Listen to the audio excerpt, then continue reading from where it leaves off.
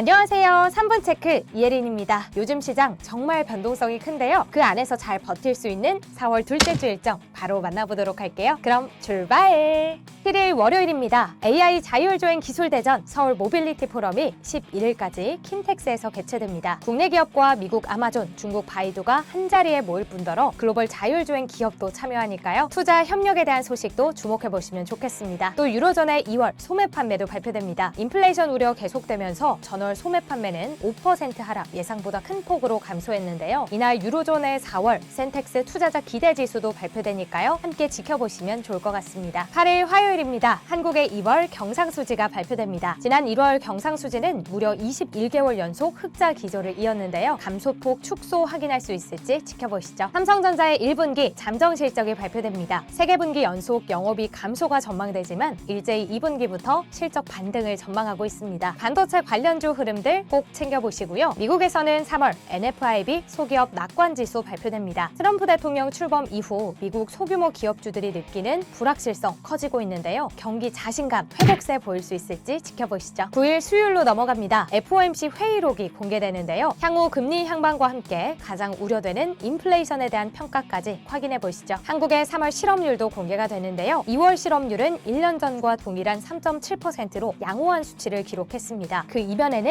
이유 없이 쉬고 있는 청년 수가 사상 처음으로 50만 명을 돌파했습니다. 3월 수치 지켜보시고요. 이날 기아는 CEO 인베스터 데이를 개최합니다. 밸류업과 기업 비전 등 다양한 발표에 주목해 보시면 좋을 것 같습니다. 10일 목요일입니다. 미국의 3월 CPI가 발표됩니다. 지난 2월 전년비 2.8% 상승하면서 예상치를 밑돌았는데요. 3월 지표도 비슷한 흐름 이어졌을지 꼭 확인하셔야겠고요. 중국도 3월 CPI가 발표됩니다. 지난 2월 CPI는 전년 동기 대비 0.7% 하락했습니다. CPI와 함께 중국의 PPI도 10일 발표되는데요. PPI는 2.2% 하락하면서 무려 29개월 연속 하락세를 이었습니다. 디플레이션 압박 벗어날 수 있을지 꼭 지켜보시죠. 마지막으로 한국의 옵션 만기일이니까요. 이날 증시 변동성 주의하셔야겠습니다. 11일 금요일입니다. 미국의 3월 PPI가 발표됩니다. 다만 2월 발표 당시 지표 호조보다는 관세 우려에 시장이 크게 하락했으니까요. 당일 증시 흐름 주시하셔야겠습니다. 미국의 4월 미시간 소비자 신뢰지수도 발표됩니다. 지난 3월 관세 인상에 따른 물가 상승에 대한 우려로 4년 만에 최저치를 기록했습니다. 4월 조금은 나아질 수 있을지 지켜보시고요. 한국의 4월 1일에서 10일까지의 수출입 지표도 발표됩니다. 반도체, 자동차, 화장품 섹터 모두 좋은 흐름 보였으니까요.